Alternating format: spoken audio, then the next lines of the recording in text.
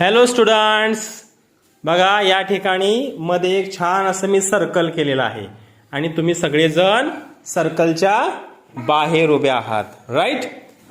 तर ज्यावेळेस मी तुम्हाला इन म्हणेन त्यावेळेस तुम्ही उडी मारून सर्कलच्या आत उडी मारायच्या जायचं आणि आउट म्हटलं की बाहेर यायचं. तयार सगळे? चला बघूया बरं. In, out, in, out, out, in, in, in, out, in,